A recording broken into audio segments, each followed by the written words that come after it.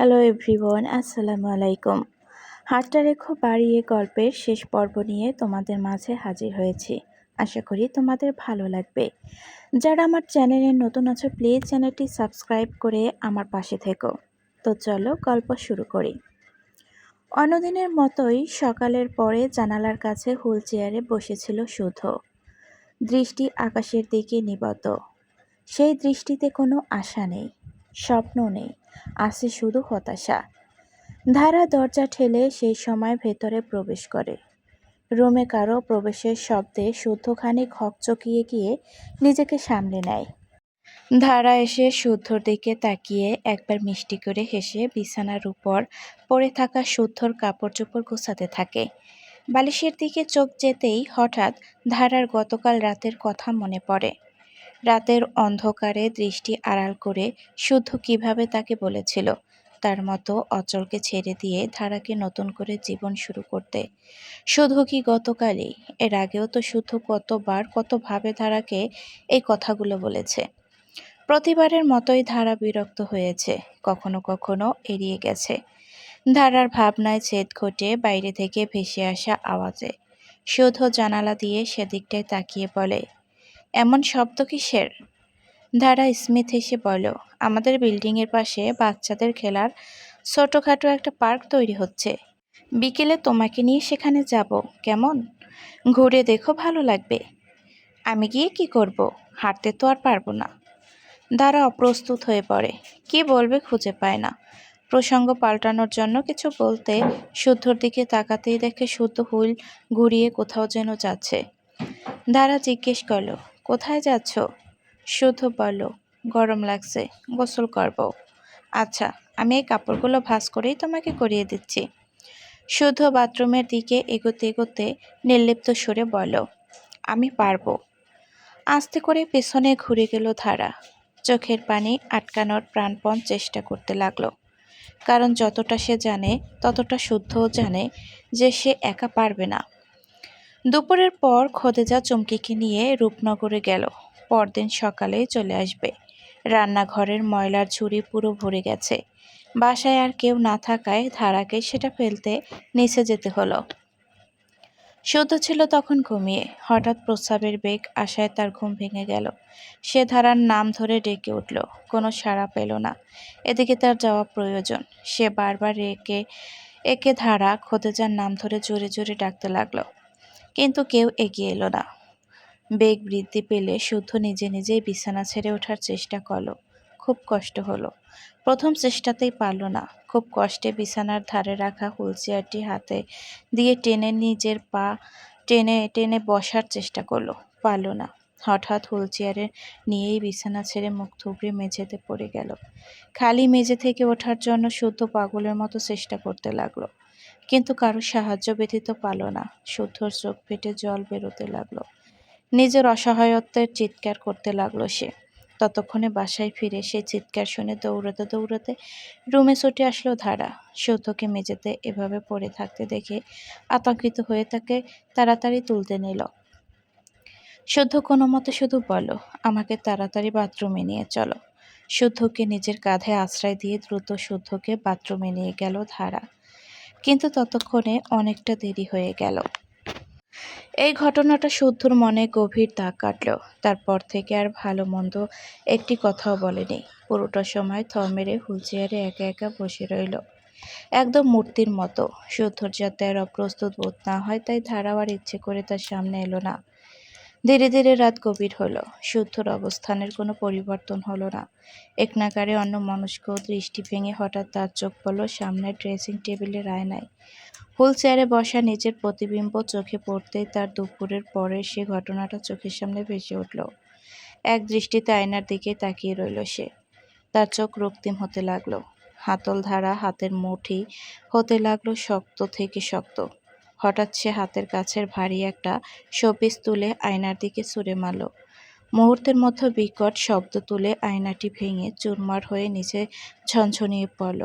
সঙ্গে সঙ্গে শরীরের সবটুকু শক্তি দিয়ে জোরে চিৎকার করে উঠল শুদ্ধ। হাতের কাছে যাই পেল হাত দিয়ে নিচে ছুটে মারল। হুইল চেয়ার ঘুরিয়ে ঘুরিয়ে চিৎকার করে এলোপাথারি ছুটতে থেকে রুমের মধ্যে ধ্বংসলীলা চালাতে লাগলো। বিছানার চাদর টেনে ফেলে দিল, কাচের জগ গ্লাস যা পেল তাই ভাঙতে লাগলো। একটা ফুলদানি তুলে দরজার দিকে মারতে গিয়ে হঠাৎ থমকে গেল শুদ্ধ। দরজার মুখে শান্ত মুখে ঠায় দাঁড়িয়ে আছে ধারা, তাকিয়ে আছে শুদ্ধর দিকে। শুদ্ধর প্রলয়কারী হুঙ্কার মুহূর্তেই থেমে গিয়ে ফুলদানি ধারা হাতের বাঁধন শিথিল হয়ে এলো। অশ্রুমাখা চোখ যুগল নামিয়ে আস্তে করে হাতের ফুলদানিটি মেঝেতে রেখে দিল শুদ্ধ। কাচের ভাঙা টুকরোগুলো পেরিয়ে ধীরে ধীরে শুদ্ধর পাশে এসে দাঁড়ালো ধারা। শুদ্ধ মাথা নিচু করে রইল, কোনো কথাই বলল না। ধারা শুধু তাকিয়ে থাকলো তার দিকে। এর আগেও তাদের জীবনে অনেক কঠিন সময় এসেছে, অনেক বাধা বিপত্তির সম্মুখীন হতে হয়েছে। তবুও শুদ্ধ কখনো ভেঙে পড়েনি, হাল ছেড়ে দেয়নি।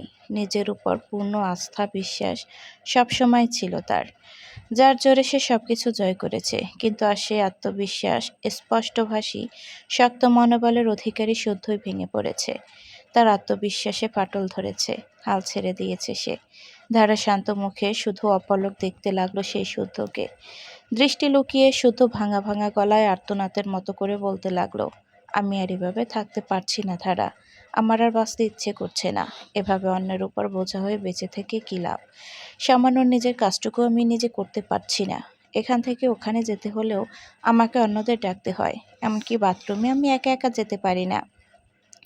অসহায়ের মতো পড়ে থাকি, কাপড় নষ্ট করে ফেলি, সেই সব তোমাকে পরিষ্কার করতে হয়। আমি আর এসব দেখতে পারছি না, সহ্য হচ্ছে না। তোমার ঘেন্না হয় না? ধারা শুদ্ধর হুইলচেয়ারের পাশে হাঁটু গেড়ে বসে পড়ে জোর গলায় বলল, না, হয় না। কারণ আমি জানি আজ যদি আমি আপনার জায়গায় থাকতাম তাহলে আপনিও আমার জন্য এসব করতেন, ঘেন্না করে দূরে সরে থাকতেন না। আমরাই তো আমাদের জন্য সবসময় থাকবো, তাই না? এখানে এমন কথা কেন আসবে? শুদ্ধ মাথা নেড়ে বলল, না ধারা, তুমি আমার কথা শোনো। তুমি এখনো ইয়াং, তোমার পুরো জীবনটাই এখনো পড়ে আছে। আমার পেছনে তুমি তোমার জীবনটা নষ্ট করো না। আমার জীবনটা তো নষ্ট হয়েই গেছে, আমার দ্বারা আর কিছু হবে না। আমি আর কিছু পারবো না, কোনো কাজও করতে পারবো না, সংসারও করতে পারবো না। তুমি কেন এভাবে পড়ে থাকবে? এখানে থেকে তোমার আর কিচ্ছু হবে না। তুমি নিজের জীবনটা নিয়ে ভাবো। একটা জীবন, কিন্তু আর বারবার ফিরে পাবে না। এটাকে নষ্ট করো না, এখান থেকে চলে যাও। আমাকে নিয়ে ভেবো না, নতুন করে জীবন শুরু করো। ধারা কপট রাগ নিয়ে পড়ল, তুমি যদি আরেকবার এই কথাটা বলো তাহলে আমার থেকে খারাপ আর কেউ হবে না বলে দিচ্ছি। আমাকে ছুঁয়ে বলো তো, এখন যদি তোমার জায়গায় আমি থাকতাম তাহলে তুমি কি আমাকে ছেড়ে দিতে, নতুন করে জীবন শুরু করতে? এখন বলো, এখন চুপ করে আছো কেন? যেটা তুমি করতে না সেটা আমাকে করতে বলছো কেন? আর এমন কি হয়েছে তুমি হাঁটতে পারছো না বলে, যার জন্য তোমাকে আমার ছেড়ে যেতে হবে? আমার তো কোনো সমস্যা মনে হচ্ছে না। তুমি জানো অ্যাক্সিডেন্টের পর তোমার অবস্থা কতটা খারাপ ছিল, তোমার বাঁচার সম্ভাবনা পর্যন্তও ছিল না। আমি কতটা ভয় পেয়েছিলাম। আল্লাহর কাছে শুধু পাগলের মতো একটা জিনিসই চাইছিলাম, আল্লাহ যেন তোমাকে বাঁচিয়ে দেন। আল্লাহ আমাকে দিয়েছে, আমার আর কিচ্ছু চাওয়ার নেই। তুমি যে বেঁচে আছো আমি এতেই অনেক খুশি, এই আমার কাছে অনেক। এখন তুমি কোনো অবস্থায় আছো তাতে আমার কোনো যায় আসে না। তুমি শ্বাস নিচ্ছ, এই পৃথিবীতে আছো, আমার কাছে আছো, এর থেকে বেশি আর আমার কিচ্ছু চাওয়ার নেই। তুমি থাকা মানেই আমার পুরো পৃথিবী থাকা। তুমি যে আমার জন্য আমার জীবনে ঠিক কী অর্থ বহন করো সেটা ভাষায় প্রকাশ করার ক্ষমতা আমার নেই, কোনোদিন হবেও না। তোমাকে আমি ভালোবাসি শুদ্ধ, তোমাকে ছাড়া থাকবো কি করে? কথাগুলো বলতে বলতে ধারার গলা ধরে এলো, চোখে পানি চলে এলো। শুদ্ধর অবস্থাও একই। শুদ্ধ অসহায়ের মতো ভরসা হারা গলায় বলল, এমনটা কেন হলো ধারা? এমনটা হবার কি খুব দরকার ছিল? ব্যাংকের লোন এখনো বাকি, আর এদিকে আমার সব কাজ প্রায় বন্ধের মতো। সামনে কিভাবে কি হবে আমি কিচ্ছু ভাবতে পারছি না। কত কষ্ট করে আমি সবকিছু গুছিয়ে নিয়েছিলাম, আর আজ সব এলোমেলো হয়ে গেল। আমার সব স্বপ্ন নষ্ট হয়ে গেল ধারা। আমার এতদিনের পরিশ্রম সব খারাপ হয়ে গেল। আমার বাকিটা জীবন শুধু এই হুইল চেয়ারেই বোধহয় কাটবে। আমি আর কোনোদিন হাঁটতে পারবো না, কিচ্ছু করতে পারবো না। আমিও ফেল হয়ে গেলাম। সব শেষ হয়ে গেল ধারা, সব শেষ হয়ে গেল। ধারার চোখে পানি চলে এলো। হুল চেয়ারের হাতলে রাখা শুদ্ধর হাতের উপর দু হাত রেখে ধারা পাশ থেকে বলল, কিছু শেষ হয়নি শুদ্ধ, সব ঠিক হয়ে যাবে দেখো, শুধু একটু সময়ের প্রয়োজন। তুমি আবার হাঁটতে পারবে, তার জন্য তোমাকে চেষ্টা করতে হবে, মনের জোর রাখতে হবে। তুমি হাঁটতে পারবে। শুদ্ধ কান্নামাখা গলায় অস্ফুট স্বরে বলো, আমি পারবো না। ধারা জোর দিয়ে বলো, তুমি পারবে, অবশ্যই পারবে। তোমার নিজের উপর বিশ্বাস না থাকলেও আমার আছে। তোমার উপর আমার পূর্ণ বিশ্বাস আছে শুদ্ধ। তুমি চেষ্টা করলেই পারবে। তুমি ভেঙে পড়লে পারো না। এত দূর এসে তুমি হাল ছাড়তে পারো না। যে শুদ্ধ আমার মতো মানুষকে নিজের উপর বিশ্বাস রাখা শিখিয়েছে, আজ সেই শুদ্ধ এভাবে ভেঙে পড়তে পারে? একটা স্বাভাবিক সিস্টেমের বিপরীতে গিয়ে অন্যদের মতের তোয়াক্কা না করে যে শুদ্ধ এমন ব্যতিক্রমী পথে হেঁটে অসম্ভবকে সম্ভব করে দেখিয়েছে, সেই শুদ্ধ কি আজ এভাবে হাল ছেড়ে দিতে পারে? যে মানুষটা সবাইকে শক্ত থাকতে শেখায়, সবাইকে অনুপ্রাণিত করে, স্বপ্ন দেখতে বলে, সেই মানুষটার মুখে কি এমন হেরে যাওয়ার কথা মানায় বলো? তুমি তো হারতে কখনো শেখোনি। তোমার মনোবলে জাদু আছে শুদ্ধ। এই জাদুটা তুমি তৈরি করেছো। তুমি যা স্থির করো সেটা তুমি করে ছাড়ো। আমি তো এমন একটা শুদ্ধকেই চিনি, এমন শুদ্ধকেই জানি। আমার জানাটা তো ভুল হতে পারে না। আমি সেই শুদ্ধটাকেই আবার দেখতে চাই, সব সময় দেখতে চাই। আমাকে দেখাবে না? শুদ্ধ কাঁদতে লাগলো। শুদ্ধ চোখের পানি মুছে দিয়ে অনেক দিন আগে একবার ধারাকে বলা শুদ্ধর কথা অবিকল শুদ্ধর মতো করেই ধারা বলতে লাগলো, কাঁদবেন না শুদ্ধ। শুধু একটা কথা মনে রাখবেন, আপনি পাশ করুন বা ফেল করুন, ভালো করুন খারাপ করুন, আমি সব সময় আপনার সাথে আছি, সব সময়। অশ্রুসিক্ত চোখে শুধু ধারার দিকে আলতো করে তাকালো, তারপর ধারার ভরসা মাখা মুখের দিকে শুধু তাকিয়ে রইল। পরদিন সকাল সকাল ধারা শুদ্ধকে নিয়ে বাইরে বের হলো। হুইল চেয়ারে টেনে একটা নিরিবিলি ফাঁকা রাস্তায় এনে থামলো ধারা।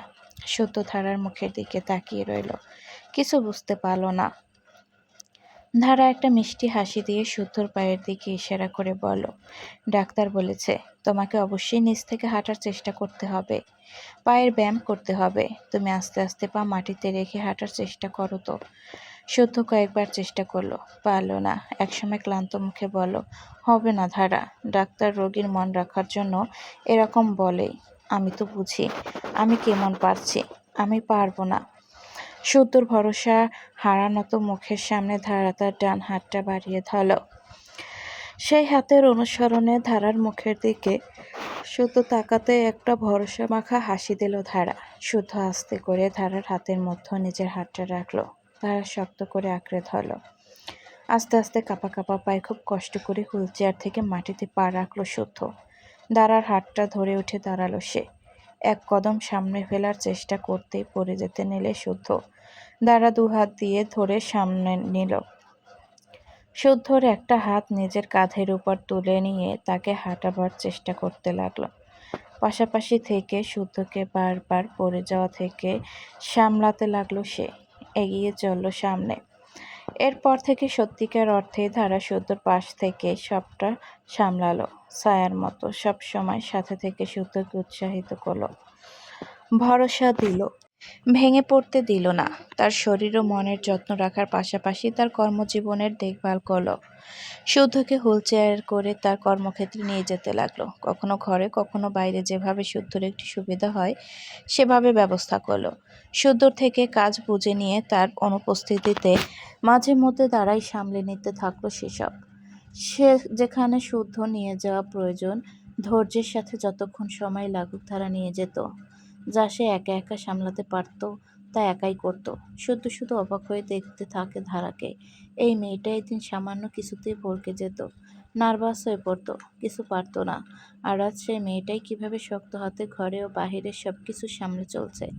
কতবারও দায়িত্ব নির্ভয়ে মাথা পেতে নিয়ে নিয়েছে। তার উপর পুরো দস্তর শুদ্ধর শরীরের যত্ন রাখা তো আছে। না সে হাল ছেড়ে দিচ্ছে আর না শুদ্ধকে ছাড়তে দিচ্ছে। একটা কথা আছে না, নারীকে তুমি যাই দিবে তা সে বহুগুণে তোমাকে ফিরিয়ে দেবে। সেই কথার যথাযথ বাস্তব প্রয়োগ ঘটল ধারা। শুদ্ধ একসময় ধারাকে আত্মবিশ্বাসী, সাহসী, নির্ভয়া করেছিল। আর সেই রূপ দিয়েই ধারা শুদ্ধর জীবনটাকে এলোমেলো হওয়া থেকে বাঁচিয়ে রাখল। ধারার দুর্বল হাতটাকে শুদ্ধ শক্ত করে তুলেছিল বলেই আজ সে সেই শক্ত হাতে শুদ্ধকে আঁকড়ে ধরতে পারল, দুর্বল হতে দিল না। 5 বছর পর শুদ্ধ ধারা বসে আছে একটা অ্যাওয়ার্ড ফাংশনে। খোদেজা আসেনি। বরাবরের মতোই এমন অপছন্দনীয় জায়গায় না আসার জন্য সে শুদ্ধ ধারার 2.5 বছরের মেয়েকে দেখভালের বাহানা দিয়ে বাসায় থেকে গেছে। এই বছর সেরা কৃষি উদ্যোক্তার অ্যাওয়ার্ড পেয়েছে শুদ্ধ। সে এখন একজন পরিপূর্ণ সফল মানুষ, সফল কৃষি উদ্যোক্তা, দক্ষ ব্যবসায়ী এবং একজন মোটিভেশনাল স্পিকার। অসংখ্য গবেষণা চালানোর পর তার উদ্ভাবিত নতুন প্রজাতির ধান এখন কৃষি বিভাগ থেকে স্বীকৃত। বাংলাদেশের গ্রামে গ্রামে এখন সেই ধান চাষের ব্যবস্থা নেওয়া শুরু হয়ে গেছে। কৃষকদের দারিদ্র জীবনে অনেকাংশেই পরিবর্তন এনে দিয়েছে এই ধান। ধানের সাথে সাথে শুদ্ধর নাম এখন সমগ্র দেশে ছড়িয়ে পড়েছে। তরুণ সমাজের কাছে একটি উজ্জ্বল দৃষ্টান্ত শুদ্ধ। সে যে একজন পতিতার ছেলে, এই খবরও এখন আর এত লুকিয়ে ছাপিয়ে নেই। সবাই জানে সত্য, শুদ্ধই জানিয়েছে। তবুও তাকে এই ব্যাপারে খুব একটা সমালোচিত হতে হয়নি, কারণ শুদ্ধ তার ক্ষুদ্র জীবনে এত কিছুই করেছে যে তাকে নিয়ে বলার মতো আরও অনেক কিছুই আছে। তার জন্ম পরিচয় এখন আর অত মুখ্য নয়। সেই দুর্ঘটনার 6 মাসের মাথাতে শুদ্ধ পুরোপুরি সুস্থ হয়ে ওঠে, আবার হাঁটতে পারে। ধারার যত্ন, সাহায্য আর নিজের মনোবলের জোরে ফিরে আসে স্বাভাবিক জীবনে। তারপর ধীরে ধীরে অর্জন করে জীবনের কাঙ্ক্ষিত সাফল্য। আল্লাহ দিলে এখন আর তার জীবনে কোনো কিছুর অভাব নেই। সাফল্যের চূড়ান্ত ধাপে পদার্পণ করে ফেলেছে সে। এই 5 বছরে অনেক কিছুই পাল্টে গেছে। চমকির বিয়ে হয়েছে। শুদ্ধ ধারার জীবনে পরীর মতো ছোট্ট একটি রাজকুমারী এসেছে। কাজের পরিসর আরও বেড়েছে। জীবনের ধরন বদলে গেছে। রূপনগরের জন্য অনেক কিছু করেছে শুদ্ধ। সেখানকার কৃষকদের জন্য প্রশিক্ষণ ব্যবস্থা চালু করেছে। গ্রামের মানুষগুলো শুদ্ধকে নিয়ে অনেক গর্ববোধ করে।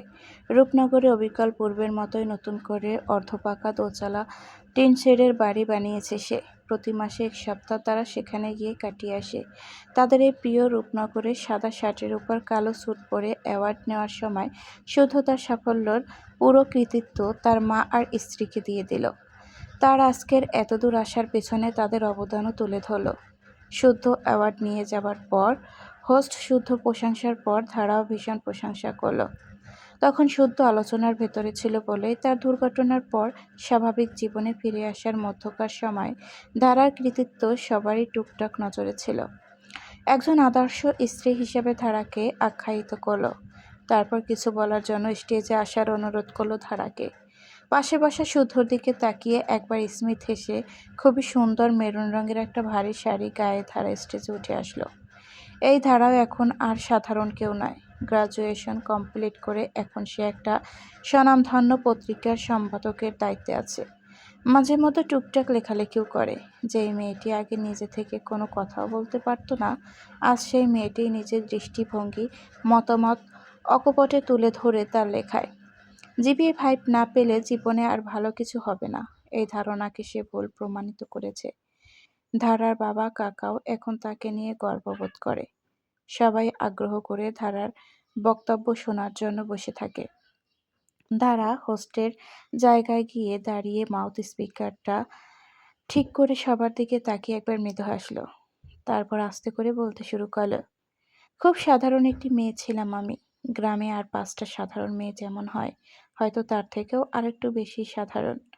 সিদ্ধান্তহীনতায় ভোগা, অন্যের উপর নির্ভর হয়ে থাকা, ভয় পাওয়া, ঘাবড়ে যাওয়া ছিল আমার চিরাচরিত স্বভাব। এমন একটা সময় ছিল যখন আমার আগে পিছে শুধু অন্ধকারই চোখে পড়ত। নিজের বলতে কোনো স্বপ্ন ছিল না, কোনো লক্ষ্য ছিল না। একটা গন্তব্যহীন নাবিকের মতো অথই সমুদ্রে শুধু ভাবছিলাম। সেই সময় শুদ্ধ নামের এই মানুষটা আসে আমার জীবনে। তারপর হুট করেই একটা জাদুর মতো আমার অন্ধকারাচ্ছন্ন জীবনটা রঙিন বানিয়ে দেয়। ধারা মাথা নিচু করে মৃদু থামে।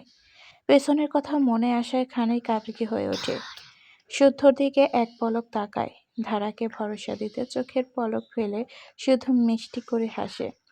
নিজেকে ধাতস্থ করে ধারা আবারও বলা শুরু করে, তাকে নিয়ে আর নতুন করে কি বলবো? সে একজন অসাধারণ মানুষ। তার থেকে আমি অনেক কিছু শিখেছি। শিখেছি কিভাবে নিজের লক্ষ্য অটল রাখতে হয়, নিজের স্বপ্নের পেছনে লাগামহীন লেগে থাকতে হয়। স্বপ্ন কি? এটাও আমি তার থেকে শিখেছি। তার এই স্বপ্নের পথটা সহজ ছিল না। ৭ বছর লেগে গেছে। তবে অবশেষে সে তার পরিশ্রম আর চেষ্টা দিয়ে তা অর্জন করেই ছেড়েছে।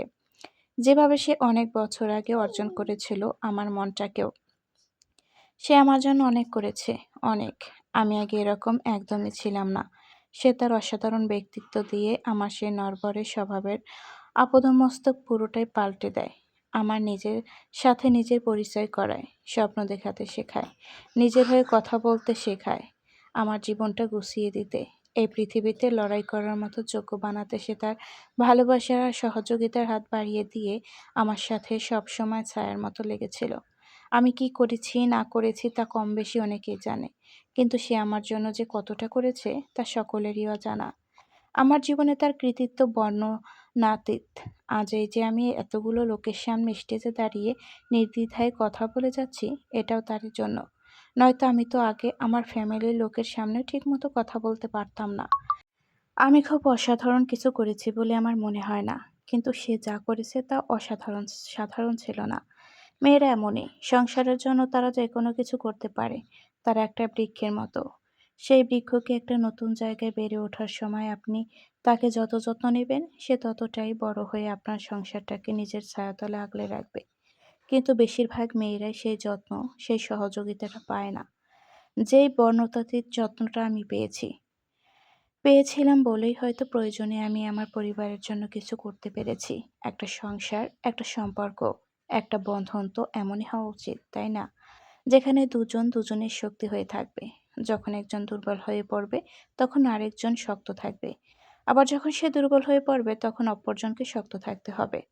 দুজন দুজনের দিকে নিজেদের সহযোগিতার হাতটা বাড়িয়ে রাখবে, ভালোবাসা দিয়ে আগলে রাখবে। যখন আপনি এই বিশ্বাসটা পাবেন যে আপনার যাই হয়ে যাক, আপনার পিছনে একটা ভরসার হাত সবসময় বাড়ানো আছে, তখন আপনি কখনো পুরোপুরি ভেঙে পড়তে পারবেন না। জীবনে যতই ঝড়-ঝাপটা আসুক, আপনি তার মোকাবেলা করতে পারবেন। একটা সংসারের জন্য দুজনকেই দুজনের দিকে সমানভাবে সহযোগিতার হাত বাড়াতে হবে। একে অপরের স্বপ্নকে নিজের মনে করে চলতে হবে। আস্থা, বিশ্বাস, ভরসা দিতে হবে। ভালোবাসায় রাখতে হবে দুজনকেই।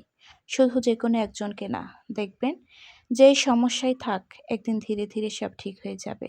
সংসার সুন্দর হবে।